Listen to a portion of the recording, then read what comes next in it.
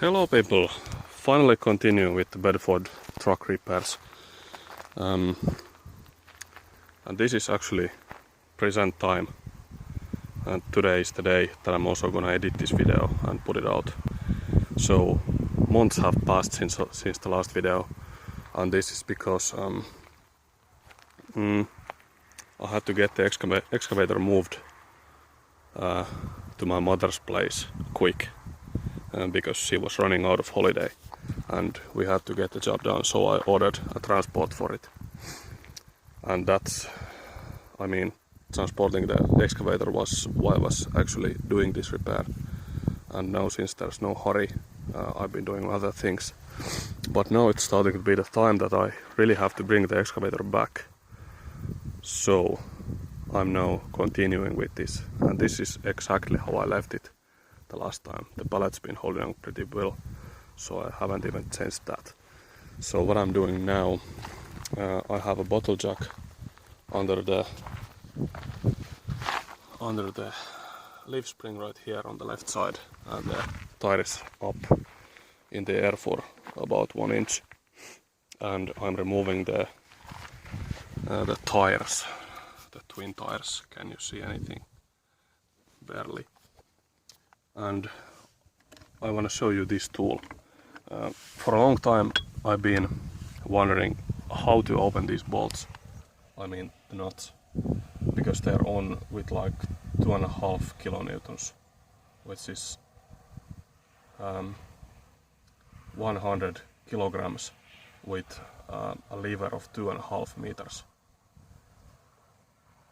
And the problem is that these nuts are so deep inside the rim that I even need some kind of support in here from the ground to support this shaft here, and then have a really long shaft going there.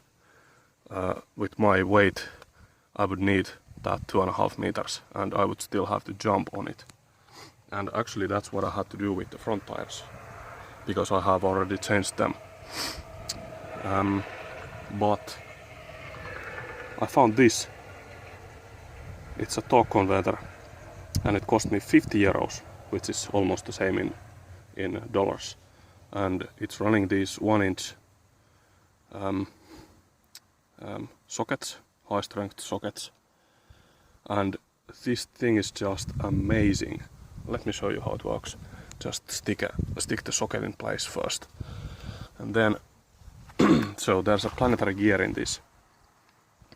And it is supported from here, from this arm. It's supported against the rim in this case. And when you turn on the other end here, you can see the socket turning really slow. I think the ratio is like 100 to 1. And then you have this small wrench which goes here. And just by 2 fingers you can open these nuts. It's amazing. Let's see if I can get this set up. Just a little moment. So here we go. It's in place. And in this British truck, for some reason, the left side nuts on this on the wheels are with left-hand threads. So you have to be careful with this actually, because the truck spare parts sales house that I bought this from, they warned me for making sure that I'm turning the right direction, because there is no feel in this, and I can actually break these huge bolts with this just with my 2 fingers. Let me show you how big these threads are, if I can get one out. Oops, it's going the wrong way. Really easy to mess up the direction. So this is the caliber of the threads, and it's easy to break one of these studs with the torque converter. So have to be careful. Okay, now let me show you how this works. 2 fingers.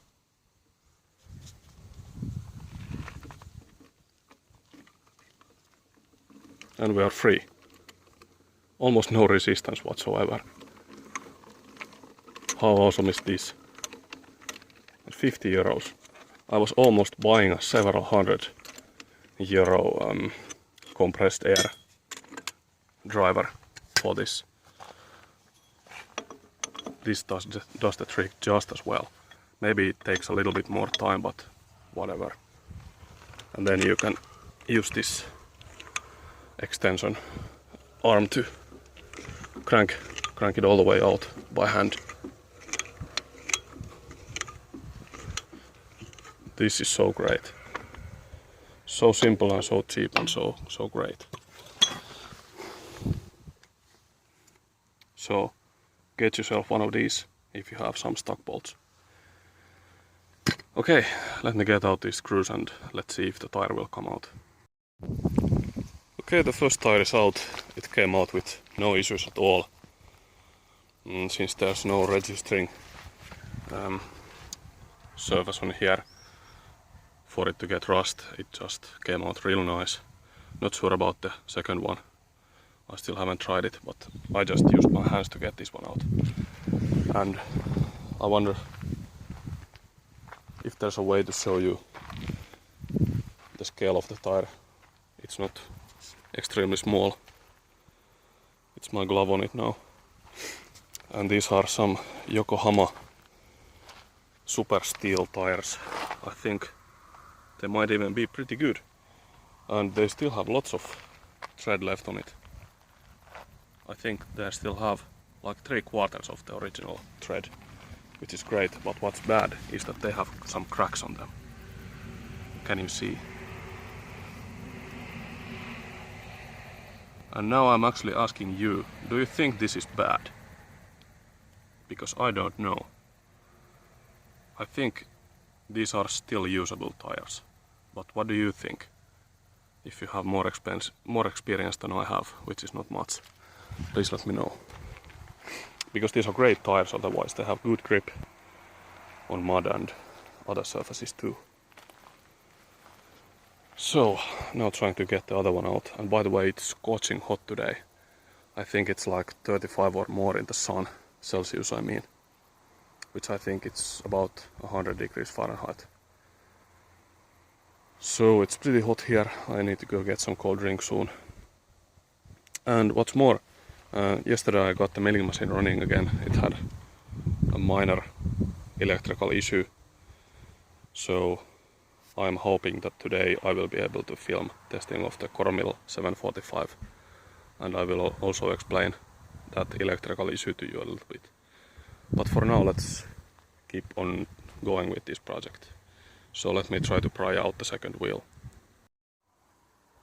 Okay, now the second wheel is out. And an interesting fact, if you don't know, these tires actually hold 8 bars of air pressure, which is about the maximum that an ordinary compressor can put out. So that's a huge amount of air in one of the tires. You certainly do not want to be close one of those when one blows up. It's gonna kill you. So I got the second tire out with no issues. Okay, got a phone call. So I think the next step is to get the brake drum out. I figured while I'm doing this, I might as well service the brakes. I have never had them open, of course. So, and I actually know that at least one of the drums is out of round because this is shaking a little bit when I brake. So I'll see what the dimension is on this one and maybe use the lathe to turn it out to be true again. So trying to get the brake drum out now, which of course requires starting the truck and getting some air into the system to free up the parking brake, which is right here. And hoping that there's not much of a kind of valley formed at the end of the brake drum so that it will come out easily. And also I think actually what I'm gonna do next is to get something a little bit better than the tiny bottle jack under the axle. so that I don't kill myself. And after that I'm gonna grab a cold drink because it's scorching hot. Okay, so I'll get back to you. Okay, I have the air pressure rising now, and what I did meanwhile is I disengaged the parking brake on the other side, so that this side will stay on even though this side will not. I hope that's a good idea. What might happen is the piston might go beyond its travel. Let's see what happens. Okay, so now waiting for the air pressure to climb. And by the way, I set this nice large birch log under the rear diff, so should be pretty sturdy now. I think we are almost ready to set off the parking brake. Yes, we are. Let's see.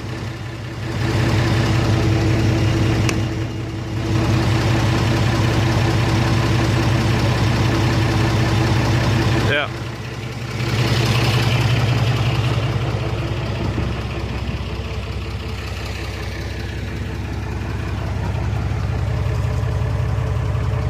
Yes, the right side piston came out a little bit. Not sure about this one. Let's see if the wheel turns.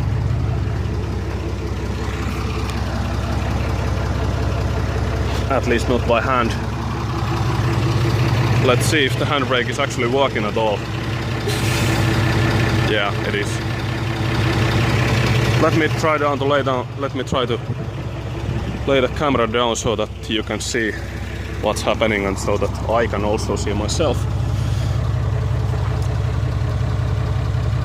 So let's try to set the camera to film the left side right here, which is the more important now, kind of, so that I can get the drum off, but also of course the right side is also important, so that the truck will not run away.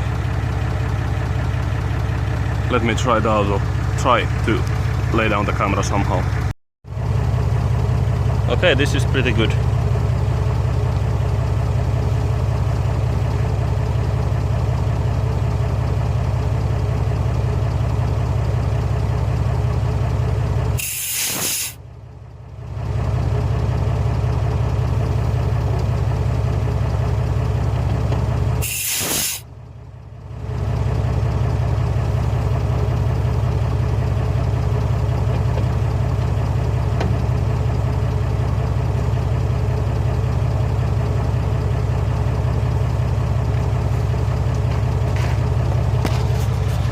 Did anything happen?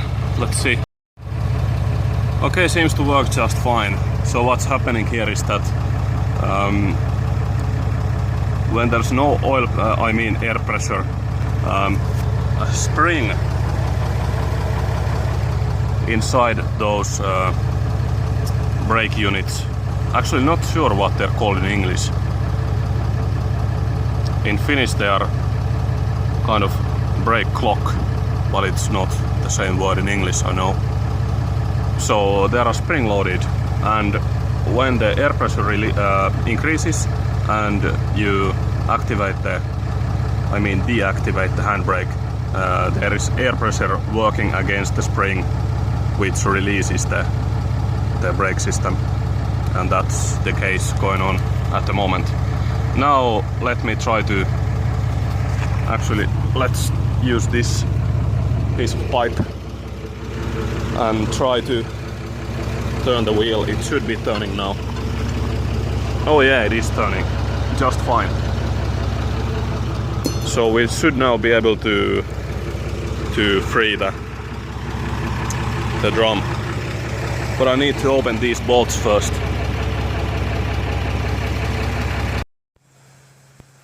Okay, I got the nuts, the bolts out. And they came out pretty nicely, no issues.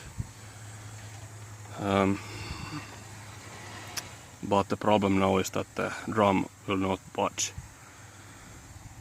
I found these threaded holes, which I think are supposed to be used for pulling out the drum, but they are stripped of threads. There are 3 of them, and they're all bad. And I tried banging on the drum. I tried using this as a lever, this pipe as a lever. I put this piece of log in here, and I tried prying between that and the edge of the drum, which gives a leverage of about maybe 15 or 20 to 1, and it still wouldn't budge even though I had my full strength on it. Okay, good news I think.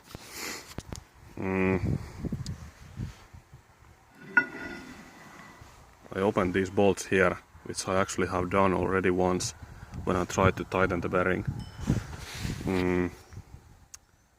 And I've been thinking that the problem is in the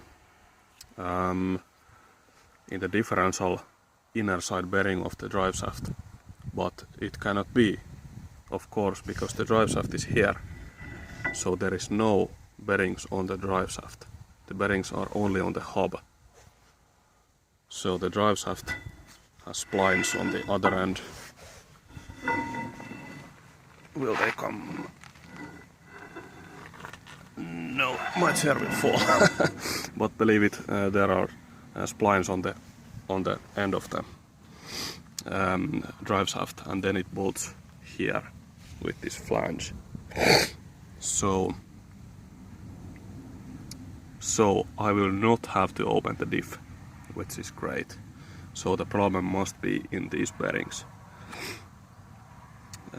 So if I wanted to get away easily, I would leave the drum where it is and just take out the bearings and see what they're like. But also I learned about brake drums.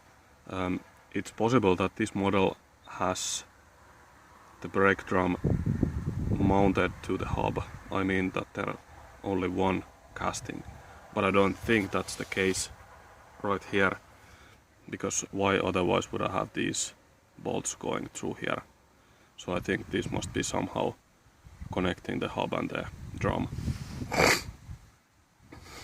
And what I also learned that most probably these studs are on the hub and not on the drum, of course, which makes perfect sense. But I think to get the drum out, I just need to remove these kind of washers. They're split, so you can see a split line right here and right here. So I just have to stick something in between there and pry it out. And then most probably I will have to whack the hell out of this drum with a sledgehammer to get it out. And I think that's what I might still do. But one other chance would be to just take the whole assembly out, because when I loosen this nut, the whole assembly will slide out. And then I could take it in my shop and try to remove the drum from the hub in the shop. Not sure if it's actually any easier in the shop than right here. So, some thinking to be done.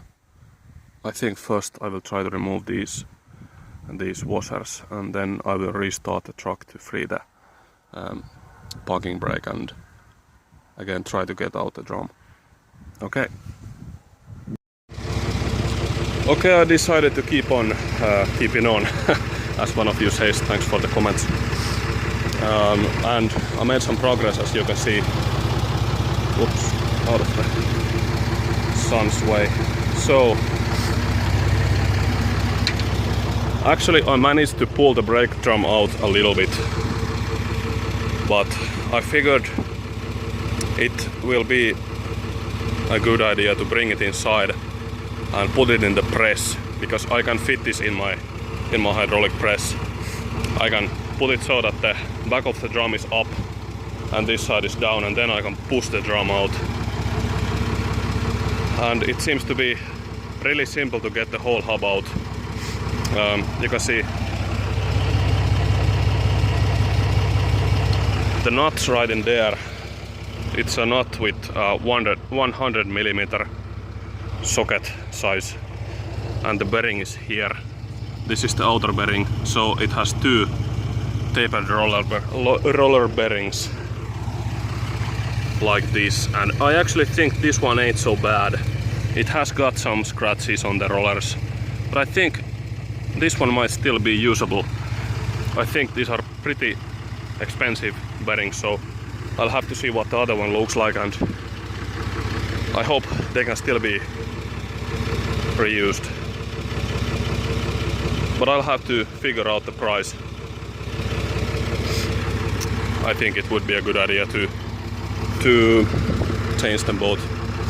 So now I'm just about to pry out the hub, and I have a piece of cardboard on the ground so that it hopefully doesn't catch a whole lot of gravel on it on the critical places. So I can try to show you when it comes out.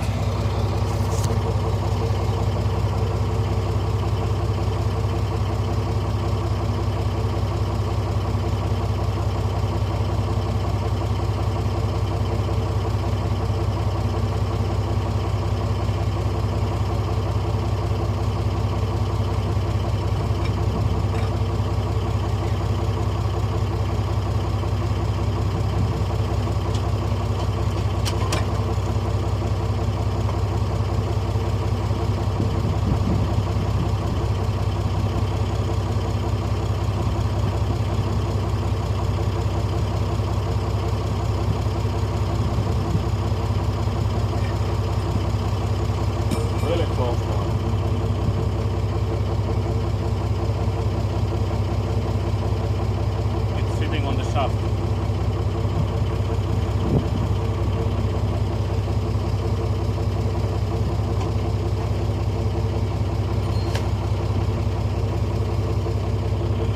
It wasn't as heavy as I thought.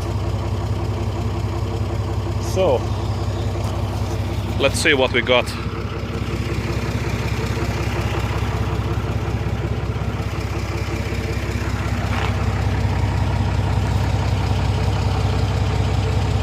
This looks just fine to me.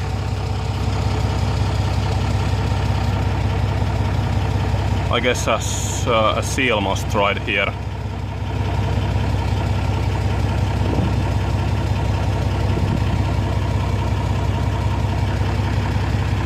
Doesn't look too bad.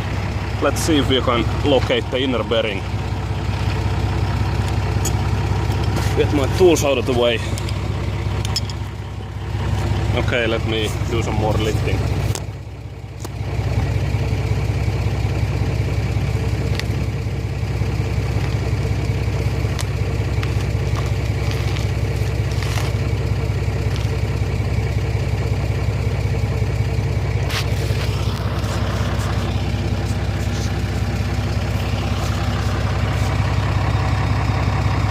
So here you can see the inner bearing and the seal. Actually what's left of the seal, which is not much. So at least the seal is completely destroyed. I have to pull the seal out before the bearing comes out. On the drum itself, I think it doesn't look too bad at all. And also the brake shoes are still fine. I think it's not been very long since they were replaced. They still look in pretty good shape.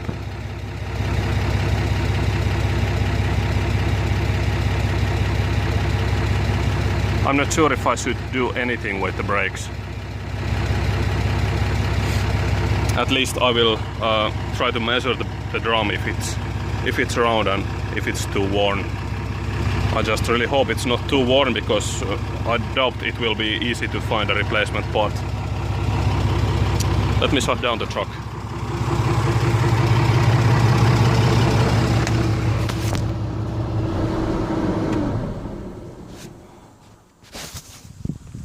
Silence.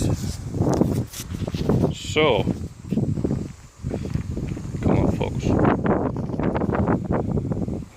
Okay, I'll bring this whole setup inside the shop and see what to do. You can see clearly that there's been a lot of play, because the seal is just destroyed. There's nothing left of it, which is interesting. It's about time I took this apart. I think this might be an original bearing. This one's a Timken, made in England. The other one's made in Japan. So maybe that the outer bearing has been changed, but nobody cared to change the inner bearing. Okay, so let me bring this inside and continue.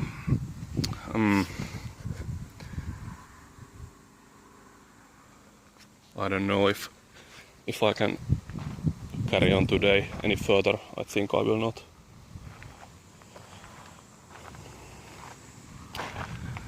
Let's do one quick check. The spring of the seal is in the front line, which is where the rubber lip should be. And I think this spring may have been rubbing on the journal, on the shaft, which is not good. Okay.